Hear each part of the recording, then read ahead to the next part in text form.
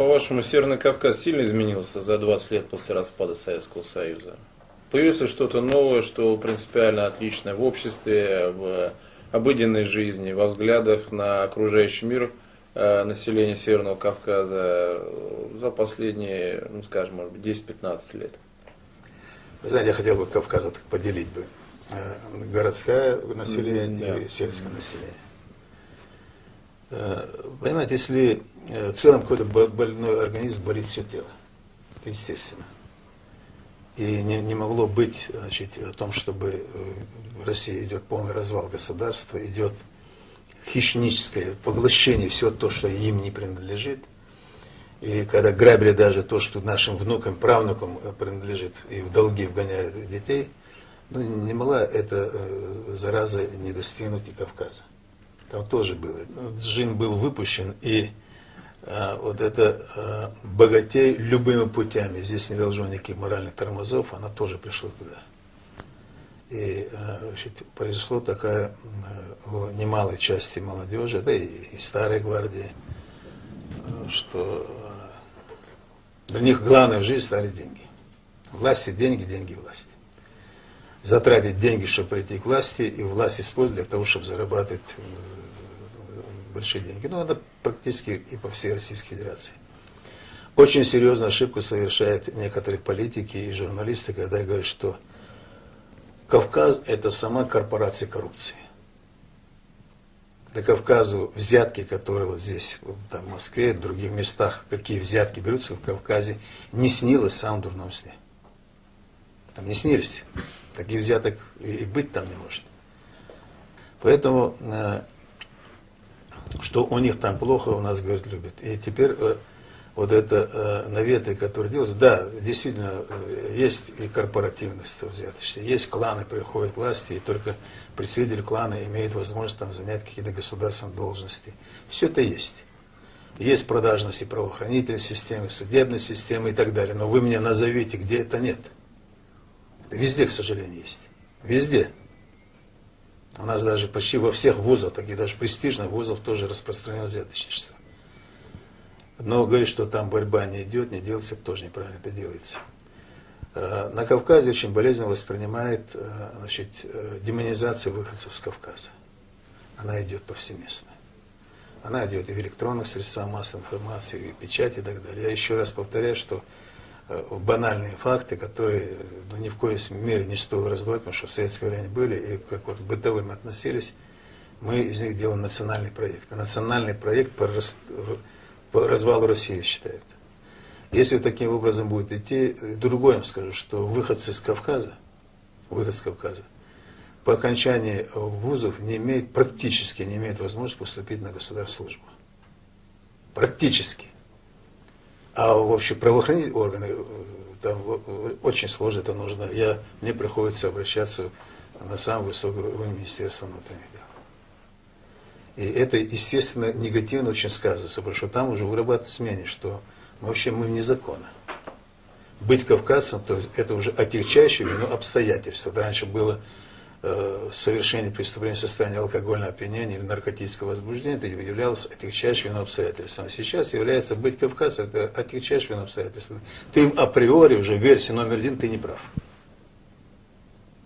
А почему это происходит? Потому что вся наша правоохранительная система, вся милиция и почти все ФСБ, оно прошло через Чечню.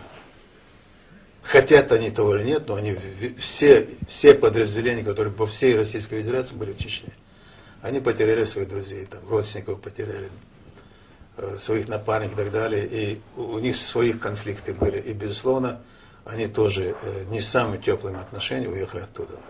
Вот я встречал людей по пьянке, забывая, что я являюсь этих чучмеков, надо, мало довели мы их, так далее, так далее. Я говорю, так я вот чуть-чуть, может, с меня начнешь? Да нет, ну ты свой. А что же вы вот нас делите? Ты свой, там чужой, а я в душе, я был, я есть и буду оставаться чеченцем.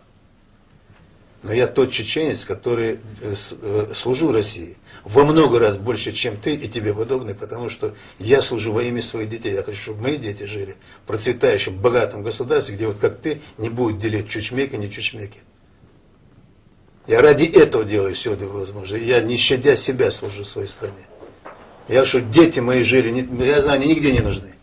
Я хочу в стране, где я родился, где вырос, чтобы мои дети были счастливы.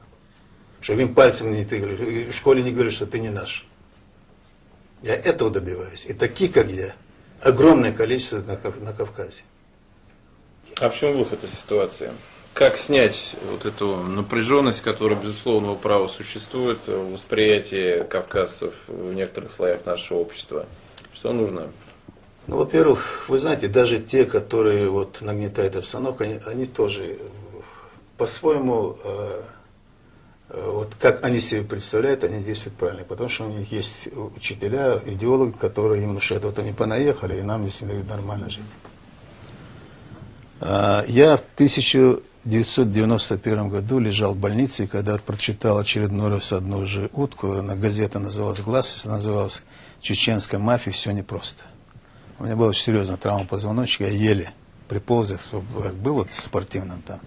Пришел на сессию Верховного Совета, но я, как член президиума, мне обязаны были предоставить слово. Значит, не очередь, я попросил слово выступить. Я говорю, начинается демонизация чеченцев. Чеченцев сделали евреями вчера. В свое время евреев во всех бедах обвиняли, помните, были погромы еврейские и так далее. Сейчас нас вместо них приносят жертву. Потому что евреи научились достойно защищать себя, они прекрасно это делают. А чеченцы, надо, наверное, чеченцы другим потывки, наверное, несколько столетий давать, чтобы они научились защищать себя. И я говорю, сейчас все грехи развала экономики, растаскивания и так далее, но вешают на нас. Я вам приведу пример чеченское визо. Оно чеченское визо называлось, потому что в Чечне было впервые возбуждено уголовное дело по этим авизовкам. Когда на машине задержали, битком, как дрова, нагружены деньгами. И при Дудаеве возбудили уголовное дело. И приехали сюда, пошли на Петровку, там просто рассмеялись, чтобы машины вывозили деньги. Бред собачий. Значит, МВД их не приняли. Потом говорят, а у вас же, говорят, представители, там, председатель комитета, курирует все силы структуры России, что к нему не идете? Ну, мне позвонили, я говорю, приведите меня. И когда сказал, когда начали сказать, что вот так похищать деньги, я ухмыльнулся, я говорю, ну, говорю, ладно, а как это делать, покажи мне, дайте листок бумаги. Он взял, написал мне просто как банан. Я тогда сразу министра внутренних дел, министра безопасности, генеральную прокуратуру вызвал. Я говорю, вот смотрите, они тоже ни себе чего, говорит, как просто все, похищать деньги. И тогда это называлось чеченское визо. Я был председателем комиссии по организации работы и расследованию преступлений. Тогда назвал чеченское визо, потому что впервые возбуждены. А по последующим, те, которые все это организовали, вообще и грабили эту страну, эти чеченские чабаны там придумали, оказывается, они в 1988 году, когда РКЦ придумали, это они придумали, оказывается. И все перевернули вот так. То есть началась демонизация Чечни. Но сейчас уже все понимают, что это была блестящая политическая игра для того, чтобы развалить, то есть, растащить страну, обвинить в том, что это виноваты чеченцы. То есть чеченцы были принесены в жертву. Но сколько же горя и страданий пришло после этого.